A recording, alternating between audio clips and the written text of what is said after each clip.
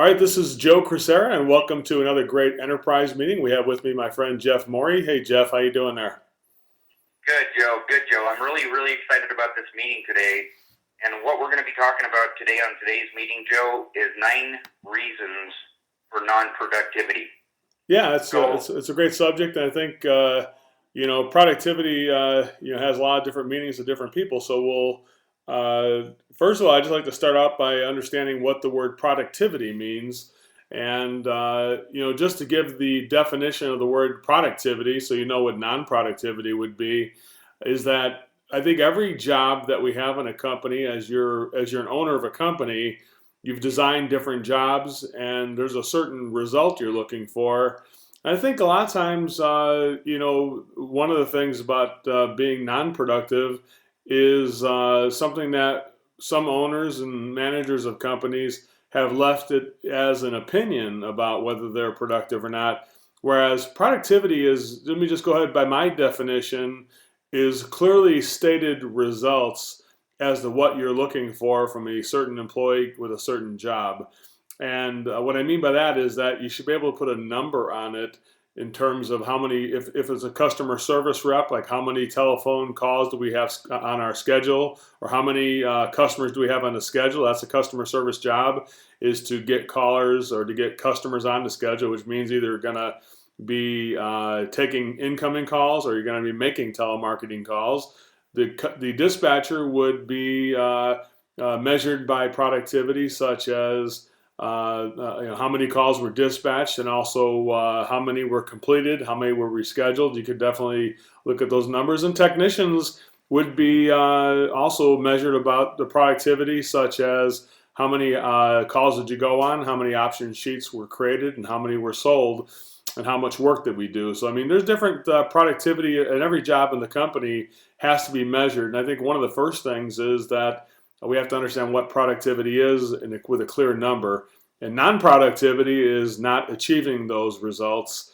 And that's what the word non-productivity would mean there, Jeff. So just kind of get that started and kick the ball off to kind of understand where we're going with this meeting. Yeah, and that makes a lot of sense, Joe, because you're right on that.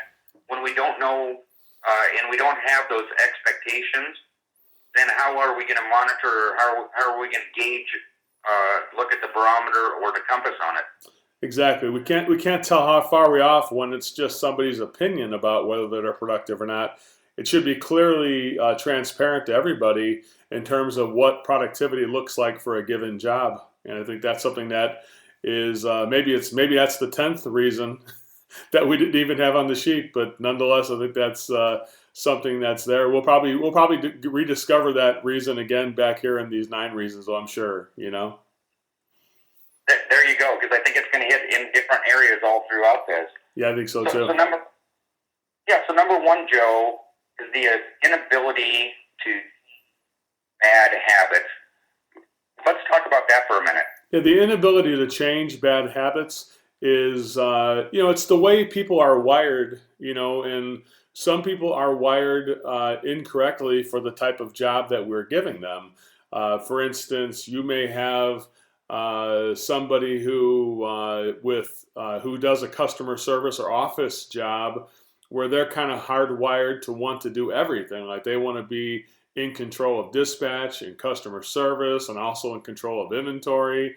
They want to be in control of human resources and all of those jobs, which if you're wired to want to do everything, then you're probably not going to be good at any one particular thing. Everything will be done very mediocre as opposed to doing one thing with excellence. And so that's an example we're talking about. You may have a service technician who is wired to talk about the brand name and wired to talk about the parts and emphasize the parts when they're selling their services. And of course, sometimes it's hard to get people away from the fact that we sell parts, that we sell a service instead. And so people are hardwired in their own way before they ever come to us. And so when people are hardwired in a way that leads to non-productivity, which, in a service tech's case, trying to overeducate a customer about what the parts do and things like that, as opposed to just saying, here's what my options are, then you're going to have people who are non-productive by trying to do too much. Ironically, Jeff, one of the things I find is that when people have bad habits, it's not that the habit isn't lazy, or it's not the habit of not trying hard enough. Ironically, I think the biggest habit I see is people trying to do too much, trying to explain too much, trying to do other people's work, and I think everybody's got parallel lines in their own job. Yet when you have other people dive into those other jobs when they're not supposed to do them, that can lead to non-productivity on that person as well as other people. Does that make sense? Yeah, it's just like I've heard you say before, and I was thinking about this while we're going through this. Common sense, like with leading and letting somebody, like the expectation that they're going to have the common sense, that common sense is not really so common, and so therefore, like that about sums up everything you said. It doesn't it? Well, it does. Here's the thing about it, though, and I do understand the reason why people want to dive in and out of other jobs. It's like when you see somebody else struggling or somebody not doing their job, naturally it makes somebody just want to jump in and do it. But I think every employee has what do you call it? A question they have to ask themselves when they see something that's not being done in the company is, do I want to make myself into a star and go ahead and take care of that job, and I'll do the dispatcher's job if they're not doing it the right way, or I'll do this other job if that's not being done? Or do they want to find out who should be doing the job and maybe help hold those people accountable for doing their job? I think that's the part that's harder, because I don't think people are usually hardwired to help hold their teammates accountable, which is, of course, the mark of a championship team, where one teammate's holding another teammate accountable. Most people are not hardwired in that way.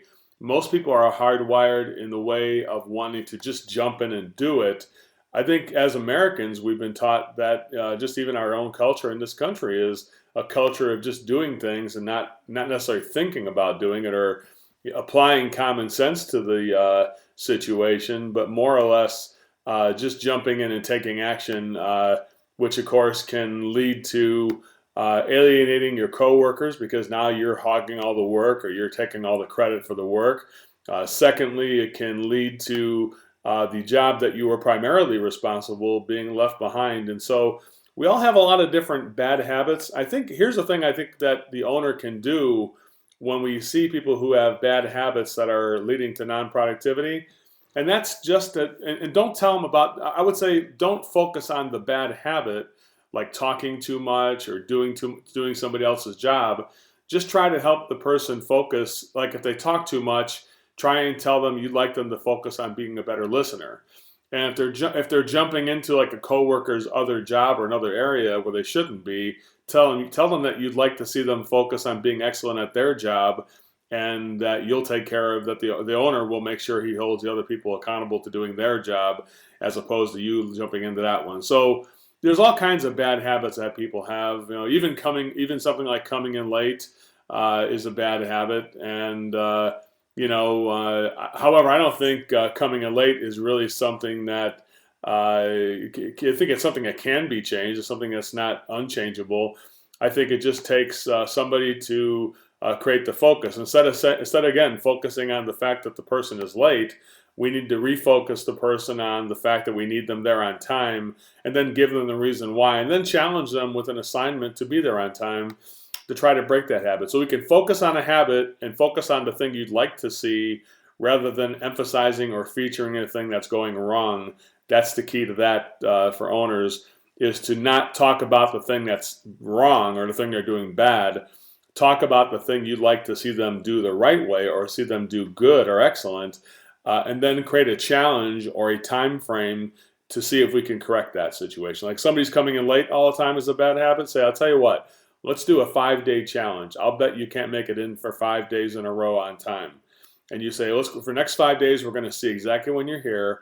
And if you're not here, then instead of coming in on time, we're going to make you stay an hour late. And that's what we're going to do. We're going to say, if you come in late, you're not going to punch in until the next hour coming up. Like if you're not here at 8 o'clock, then you're not going to punch until 9 o'clock, and now you're going to work from 9 to 5 as opposed to 8 to 4:30 or whatever. And so that's something you could do as a challenge to create some accountability for something like that, to see if somebody could break that habit by basically creating focus on that bad habit, but focusing on the right thing you want them to do, as opposed to focusing on the consequence or on the wrong thing they're doing. So that's number one, really kind of covers that. Yeah, I like that, is to challenge them on the ways that you'd like to see things done, not focus and emphasize on what's happening currently. Right, exactly. Because what's happening currently is already in the past, the second you notice it. You're absolutely right. So then let's move into number 2, Joe, which is misunderstanding of the work. Yeah, and how does that play in non-productivity? Well, it's like if you look at, like, for instance, typically like somebody like a dispatcher, Jeff, I think sometimes they misunderstand the work. They think that everything that comes into the schedule has to be performed by somebody in the field, like that there's only one option. When something goes on that schedule, we have to get a technician out there to do the work. And the truth is, that's not the only thing that they could do. So they misunderstand the nature of the job. The nature of a dispatcher's job is to select the right call for the right technician, the right client and their needs for the right technician, and then to do as much service as we can for a client. And then with the remaining calls that we can't get to or we're not getting to be able to reschedule those calls or delay those calls so that the customer who we can't get to is still being communicated with and possibly even being rescheduled. And we may even possibly lose one of those customers. There's nothing wrong with losing a customer as long as you communicated the fact that we can't get to you and the customer has to make a choice. Do they want to try it tomorrow and we'll put you on the schedule for first thing tomorrow and get this done for sure? Or do you want to just, if you want to cancel, I understand that. So I think a lot of times, like a dispatcher, this is just a typical situation I'm talking about. Like, they misunderstand the job as if the job is about getting all the calls off the schedule, where the job is really about creating as much productivity in the field as possible and doing as much service for each client as we can, and then rescheduling or finding a soft place to land for the people we couldn't get to. Make sense there, Jeff? I mean, that's a typical thing where I think it's just a total misunderstanding. So, what happens is dispatchers who misunderstand that way of doing it will just try to rapidly push the technicians to do more calls. And of course, more calls just equal less money and less productivity on the technician's part, as well as, so they're making their problem other people's problem in a way. That's really the nature of that situation.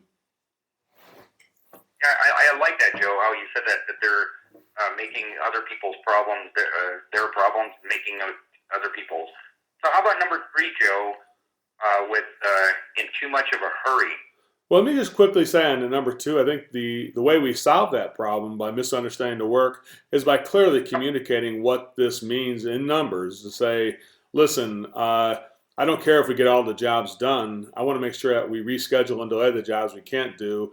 And you have to understand the idea behind this job is to have each technician spend as much time with a customer as they can, making as much revenue and service on those jobs. So it has to be something to clearly communicate. So that's about communication, maybe even writing that communication down so they even understand that, maybe on a poster, something like that. But anyway, going into number 3, too much of a hurry, right? And I think that goes right into what we're talking about here, right, Jeff? Because you misunderstand the job, and all of a sudden you're doing things wrong, and now it seems like you're having to rush around and hurry type of thing. It's like a service technician, because the dispatcher is pushing them, might think he's doing a great job. Like a technician might think productivity is the person who does the most calls in a day is the person that gets the highest reward. That's the person that the company values the most.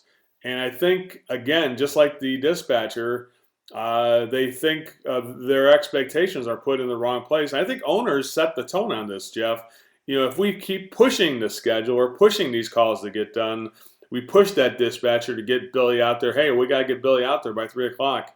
We should just be rescheduling that customer at 3 o'clock or letting the customer know as early as possible that we may not be able to make it out there at 3 o'clock, that we're going to keep in contact, that the call that Billy's currently on is taking a little bit longer than we thought.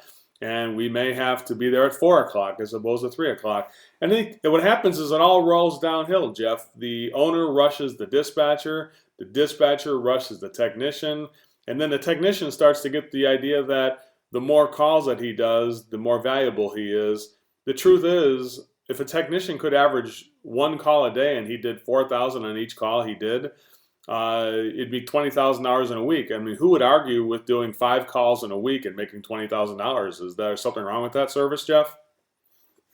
Not a bit, Joe. Not a bit. But I do see how, like, that you're explaining that it comes from the top down, and you're right. And then the technician at that point is shortcutting the call to hurry up to get through all these calls, and then pretty soon, what happens to the level of service there? Yeah. See, what happens is that it starts from the top down, because what happens is the owner never told the dispatcher what the purpose of their job was. So the dispatcher thinks we have to dispatch all these calls, and then the technician winds up working until 9:30 at night, when really we should, if the guy is productive, if somebody had a productive day, like they did 2 calls and they made $3,500 in one day off 2 calls, why would you want to burn the candle at both ends, or kill the golden goose by cramming down 3 more calls into the guy with 5 o'clock? And here's the funny thing too. What really gets people upset is that the dispatcher leaves at 5 o'clock and says, "Here's 3 more calls to run. I got to go." Of course, dispatcher goes home with their family and they don't think about this anymore. The technician's stuck out there having to do 3 more calls after he just did $3,500 today.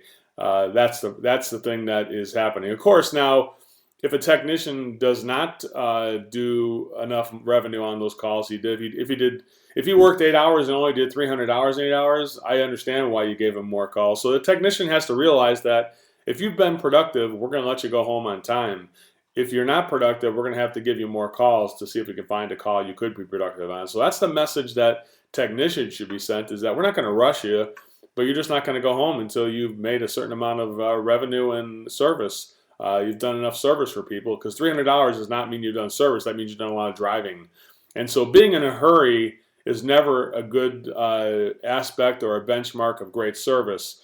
Great service takes time, Jeff, and it doesn't get done fast. It just gets done with a lot of quality and a lot of connection and a lot of relationship being built. Yeah, you're absolutely right on that, Joe, because you're right. I've heard you say it many times, to provide world-class service, that it takes time and energy and effort. Otherwise, everybody would do it.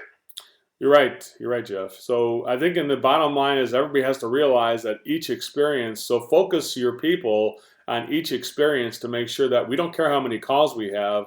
We just care that the quality of service and the quality of the revenue we bring in for each call is really at its maximum amount. This way, each client that we do serve gets quality service. If we service 3 people and the service level sucks for all 3 people, well, now we just created 3 negative experiences. Whereas if we have 1 great service experience and 2 other people we couldn't get to, I guess we got 2 that are kind of neutral experiences, or maybe even a little negative, but 1 that has been great. At least we got 1 thing done that was great. Does that make sense? Absolutely. That's that. On to number 4. So, yep, they lack discernment, Joe. How about that one? It's discernment is the name of the word there, Jeff. And you know what discernment means is being discerning means that you know when to say no. So there's been probably many times we've worked with employees and they've told the owner, "No, I'm not going to do this. I'm not going to. What you're doing is wrong in a way," and we have a disagreement. And there's times when technicians and people in the field need to sacrifice a little bit more, but there's times when somebody's telling you to do the job and do the job wrong, and that's just something that everybody in the company has to be involved with the quality of the company. And the only way a quality of a company says is going to increase, Jeff, or get better, the quality only improves when one employee says, "No, I'm not going to do it the wrong way. I'm going to do it the right way." And if I'm going to lose my job because I do it the wrong way, then so be it. I'm going to lose my job. Now what's the wrong way and the right way? I guess that's the thing that we have to look into. If the person is saying, get on this job and get this call, do the maintenance call in 15 minutes because I got another call to do, the technician has to say, well, I cannot do a quality job in 15 minutes on a maintenance call. So if you're going to make me do maintenance calls in 15 minutes, then we have a problem.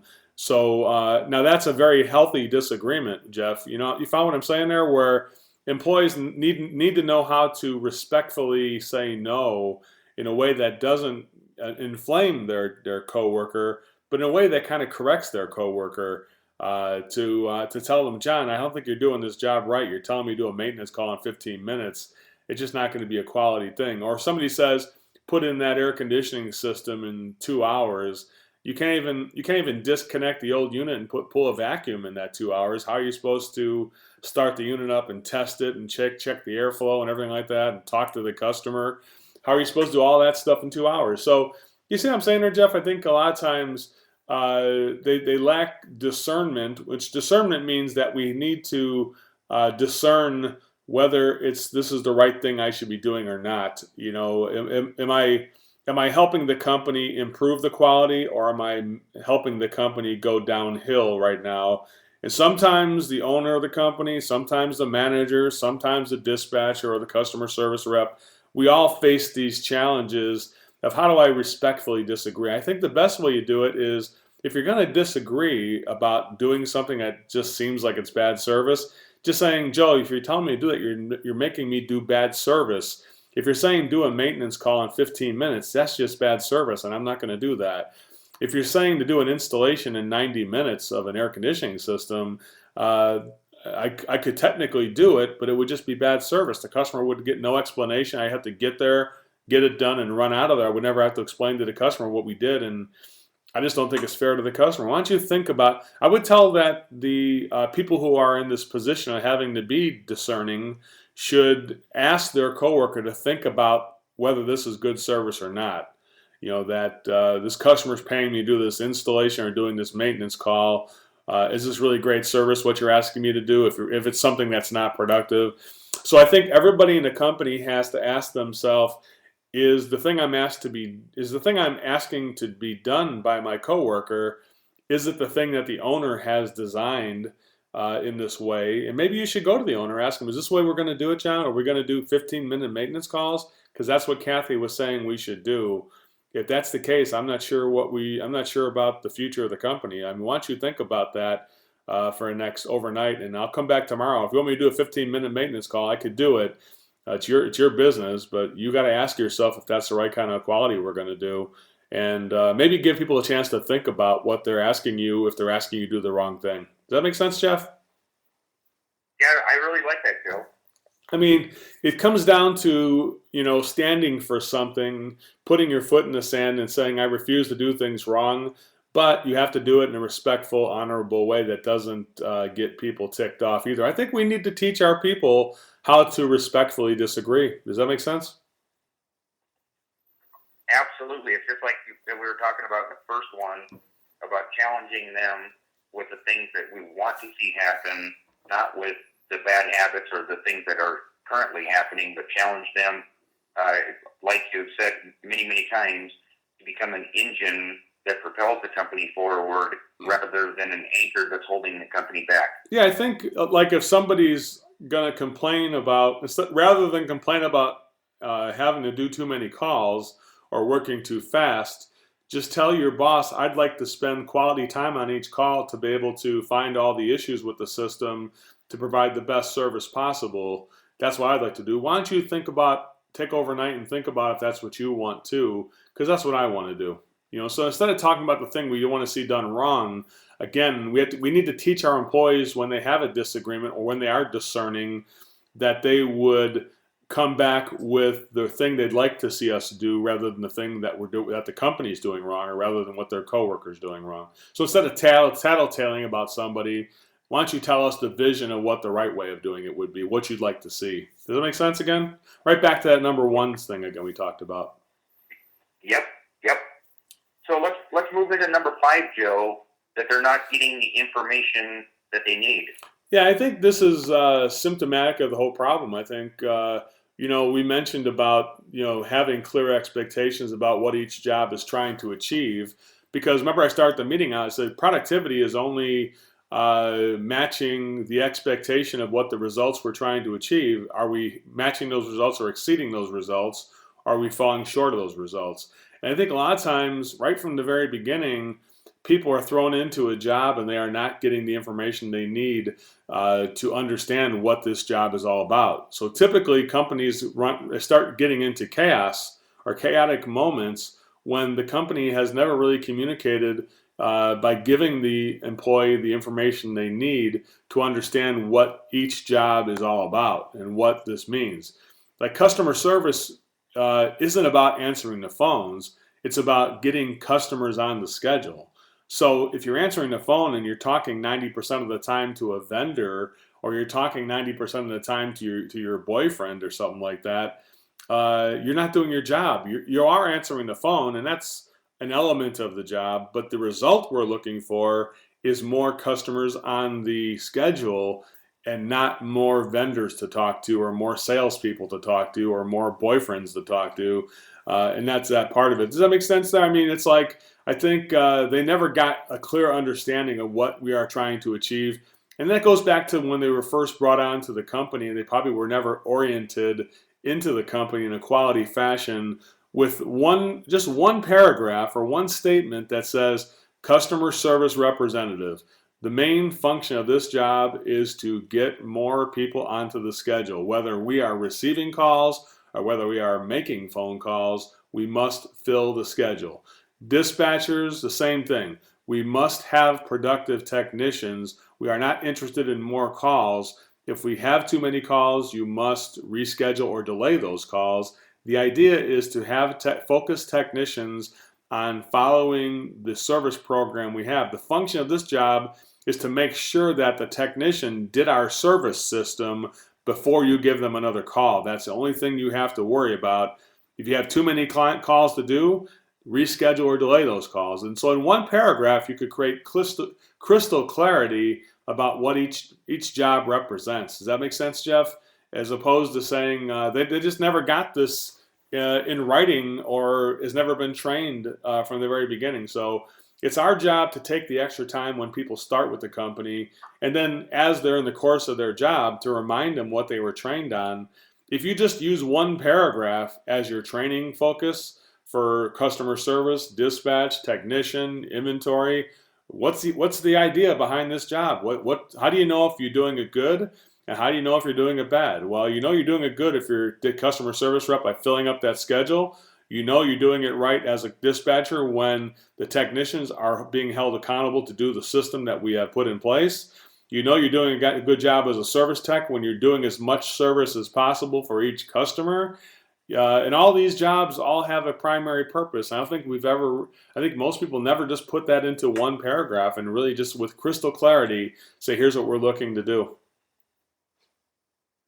Yeah, I like what you say all the time about having posters on the wall in the CSR area, the dispatch area, things like that, as to what the outline and what the goal is for the position that they're in.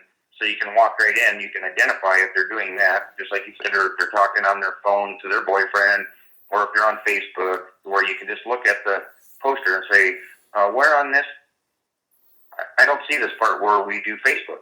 Well, I mean, if a customer service rep is doing Facebook for the company, well, then I'm fine with that. You know, it might be something they've been part of their job is to, and that maybe that will help us get more calls on the schedule by posting on Facebook that, hey, special on heating calls today.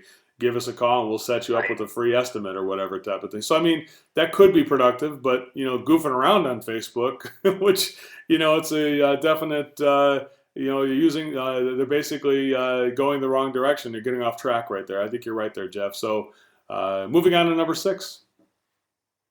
They don't trust your judgment, Joe. So as an owner, I mean, you have to say that if the owner of the company is kind of pushing people along, and let's go back to that poster moment. Ask yourself, would you make a poster that says, hurry up and rush through the calls. Would that be a poster we'd like to make, Jeff? No. So if that's the kind of message you're sending to your people, like, hey, we got to hustle it today because we're very busy, which means just do as many calls as possible. Don't worry about the quality of the calls.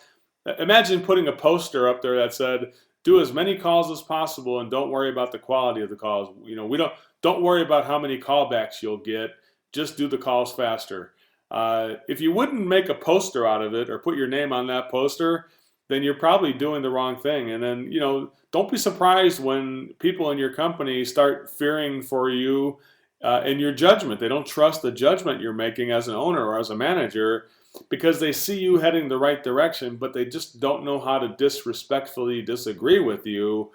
Yet, I think a manager has to listen. They have to listen to, why am I getting resistance? Is what I'm asking people to do too much? Or is what I'm asking the people to do, is it normal? If I was an employee, would I want to be asked to do that too?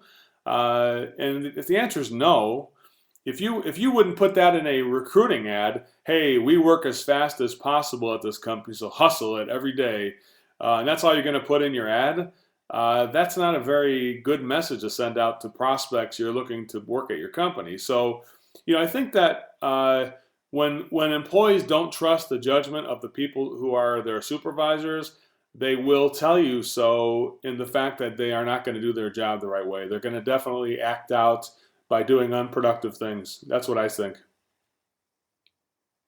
Yeah, very interesting that you said that, because I was thinking about that, about having a poster on the wall.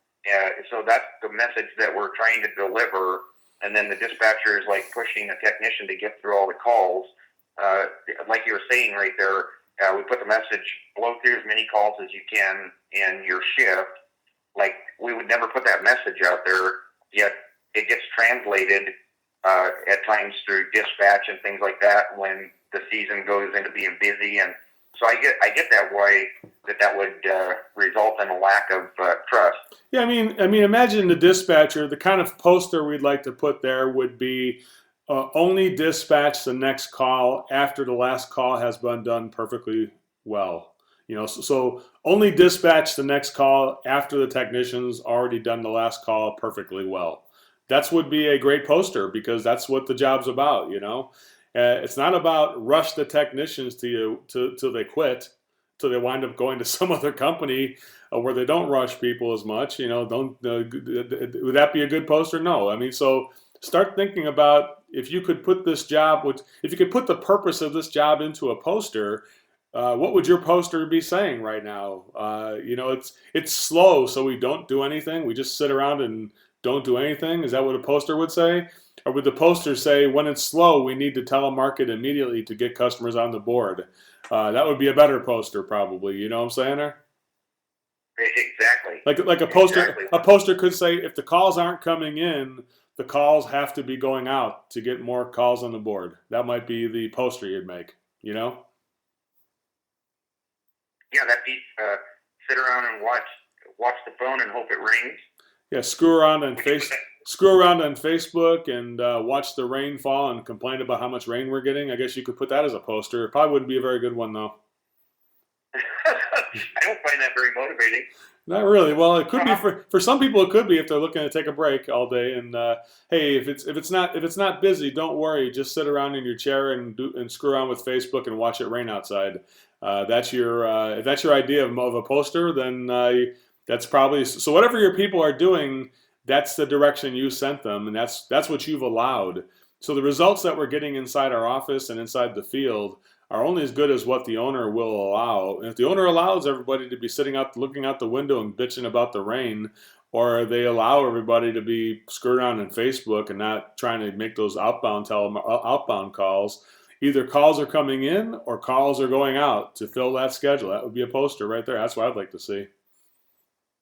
There you go. So let's move down into number 7, Joe, which is the workload is overwhelming. Yeah, this is the opposite of the thing we're just talking about, right? When now it's so busy that people feel like they are now impaired. Their ability to do the job that they're supposed to be focused on is impaired. And this is where a lot of people start to go outside their boundaries and do other people's jobs because they see somebody that can't keep up, so they start to now go over there and work with that person as opposed to answering the phones. They're going to do this, they're going to help with dispatch, or they're going to help order a part or whatnot. Well, you're not doing anybody any favors by doing somebody else's job. And again, I think what we got to think about, Jeff, is we have to have a mind like water. We have to have poise in these moments where we're being overrun with customers or the workload is overwhelming. We have to say to ourselves, listen, I can't worry about all the jobs I got to do. I have to worry about the one job that's in front of me right now, the one customer, the one client, and that's what I'm going to do. I'm going to do this. I'm going to do that one job with excellence. And I'm not going to worry about the jobs we can't get to. I can't worry about those jobs. I can only worry about the jobs that we can get to. And so I think that everybody has to be directed by the owner, and that could be a good poster right there, right, Jeff? Only worry about the work that's in front of you, not the ones you not the work that you can't get to. That's what you don't need to worry about. You can only need to worry about the one you can get to, and do that with its highest quality possible. I like that, Joe. Make sense? I mean, it's like, it's like this, Jeff. If we screw up one thing, we screw up the one thing. But what's really bad is when you screw up the one thing, and now you're chasing the thing you did wrong, and now as a consequence, you do about three other things wrong. It's like in football when the quarterback throws an interception, and then he fumbles on the next series, and then he throws another interception. Basically, probably because he's focused on what he did wrong to begin with, and he's a lot of pressure on himself. And same with people in the office and people in the field. Don't worry about being overwhelmed with calls or how much work we have going. Just focus on the one call that you are working on right now. The only call that matters is the one you're working on right now, not the ones you can't get to. And so I think the owner and the manager needs to send the message to his people that this is what this company is all about. It's about doing everything we can get to. So let's worry about the jobs we can get to. And let's do those jobs with impeccable quality and creating relationships and doing great work for those people. Because Jeff, here's the crime that you and I have seen this many times. The busier it gets, the less money that companies make because they start rushing through calls. And now every call is like $100 or $250 or whatever. It's hardly anything because we're just trying to get out of this call. So the goal is how fast can I get, so the technician's getting the message, how fast can I get off this call, rather than let me stay here at this call and just do a great experience for this customer, and that's all I care about. You know what I'm saying there, Jeff? Yeah, I see it every year, Joe. As soon as it gets into the demand heat season or cooling, makes no difference that all of a sudden the call volume goes up and the average service ticket goes down. I mean, you start thinking about this worksheet. It's really a great worksheet. I think we would definitely benefit, even as us being coaches for our clients. These are all things that are reasons for chaos that are in companies. And I think everybody would benefit who is watching this call right now, and people who we are yet to coach would benefit from everything we're saying here today. So I really think this is appropriate, especially going into this time of year for heating and air conditioning, and for the plumbing business. As the weather gets cold and the needs of people get higher, we have to focus on that one experience. And this job, your company is not about how many calls we can do. It's about the quality that we do for each call that we can get to, and then the quality that we communicate with customers that we can't get to. That's another thing that it's about too. So communicate with those customers in a quality fashion as well. And then I'm going to live with the results, because I did as much service as I could for somebody, and I also gave the people we couldn't get to my best communication as well. If I've done that, if I did the best service I could do for the customers we got to, and then communicated as good as I could with the people we couldn't get to, that's all I can ask of myself. There's nothing more I can ask of my people or myself. I like that. I'm thinking maybe we should start selling posters. What do you think, Joe? Well, I think we should. This is a good idea for this class. Make a new poster and make a theme around it. It's really what people have to think about. Would I put this into a poster? And I think only focus on the calls you can get to would be a great poster. Yep. So how about number 8, Joe? That it's complicated. Well, I think sometimes the job that we give people is fraught with too much complication. I think what it means is complicated, Jeff, is that you have to value simplicity. So before you start adding things like posting on Facebook or sending out thank you cards or doing happy calls, let's make sure that the one primary focus of the customer service job has been accomplished. And that job is to fill up the schedule, right? That's the job of customer service, is to get the schedule full. It doesn't make sense to have that person send out thank you cards. Now, if sending out thank you cards are going to help get the schedule full, then we probably should do it, because maybe you have a coupon on the thank you card, and maybe that card generates a lot of calls. Okay, I agree with that. So just ask yourself the question: how is the activity that I'm doing allowing me to do this, the purpose of this job? And so the purpose of customer service is to fill up the schedule. Obviously, answering the phones to book a call is high on the list. Telemarketing or making outbound calls is also high on the list. Thank you cards is probably right up there if you have a coupon that invites people to call you back and apply the money toward that you have in the coupon toward the next service. That probably would generate some calls. But if you're asking people to do a job in the company that is not contributing to the focus of the job, then as a manager or an owner, you've done the wrong thing. You've complicated people. You've created a complicated situation, because now you're asking the CSR to order parts or do something that has nothing to do with getting the schedule full. And now they're confused, and now it becomes complicated as to, what do I do first? Order these parts or get the schedule full? I'm not sure what they want me to do here. And now it becomes a very complicated problem, where it should be very clear that we're directing people to get that schedule full.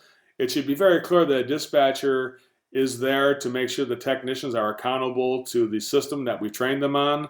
It should be very clear to technicians that you are supposed to take as long as you need to do as much service as possible for each client, and don't worry about the schedule. That's what should be very clear, and don't make it complicated. Make it simple. I like that, Joe. I really like that. Yeah. So let's jump into number 9, which is the wrong person is doing the job. Share a little bit with that, Joe. Well, Jeff, it kind of brings us full circle, because remember we talked about when people have bad habits, and they first come here with you. Number 1 is the inability to change bad habits, and after we've continued to focus people on the job. So let's say we did give people the information. We told them this job is about keeping the schedule full. That's your job as a customer service rep. And then then your CSR has a habit of going out to the inventory area to start ordering parts, or start working in the warehouse, or start doing dispatch. Is she keeping the schedule full, or is she doing dispatch? Because dispatch doesn't keep the schedule full. Dispatch makes sure that people are being held accountable in the field.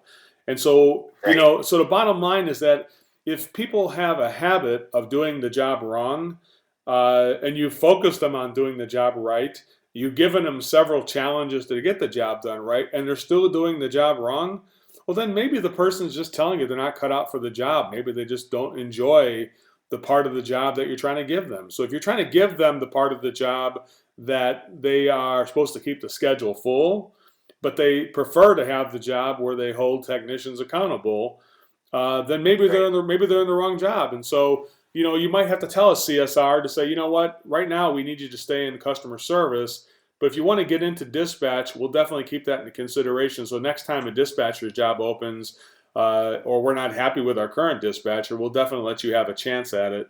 But as for now, we need you to do this job the right way that you're supposed to be doing. And so you need to stay in the CSR area and not work in the dispatch area or work in the inventory area. Because, hey, when we need an inventory person, maybe we can put you in there. But right now, we need you to do this job. And sometimes you have to congratulate people on the fact that they found that this job is not right for them and that they're just not cut out for the job. Does that make sense? 100%. 100%. Because I know that that's one thing that we always measure and make sure that we take on with coaching clients is to make sure that things are isolated between dispatch and CSR, so that we can define that job position, and then we can inspect what we expect. And Jeff, I think that so many times we have the seduction of potential, that we see somebody who did the job right for a little while, but then they continue to do the job wrong, or they start focusing on things that are not their job. Because that's really the thing. That's really, to me, the thing that kills everybody is that they are focused on something else. Like a technician is focused on the technical stuff, not focused on the people stuff. If a technician knew his job was about creating relationships and solutions for every client and staying as long as you need to get this job done the right way with highest quality, you're going to be able to apply your technical skills, but you also have to apply your people skills too to this job. And everybody needs to know that you can't just do half of the job, you have to do the whole job. And when you think about it, Jeff, it's very simple. When you look at the very number one, everybody who joins your company joins with a certain amount of dysfunction based on the bad habits that they bring to your company. It's your job to ignore the bad habits and focus the person's strength that you hired them because they have a strength. Maybe the customer service rep had a strength in understanding how to communicate with the customers in a professional way. Just tell her or him that you need to focus on getting the schedule full using that natural strength that you have, and to not focus on the weakness. And that's the job of a manager, job of the owner, is to focus on people's strengths and apply those strengths to the job that we have, clearly communicating what the job result we're looking for is, and make it simple, make it easy to do. And if it's real simple, it's real easy, and we focus people on using their strengths and their skills to do the job right, but they continue to do the job wrong, well, they're just communicating back to you that they don't like this job, and that's all there is to it. So let's stop hoping that they're going to like it, because there is no hope when it comes to service. You either do it or you do not do it, and that's all there is. Good stuff on the meeting today, Joe. Well, good. I'm glad I was here to help. Why don't we do this? Yeah, I'm grateful that you're back and put a lot of insight and in depth into the meeting today. Why don't we do this, Joe? We got about 15 minutes left. Why don't we start opening up the phone line?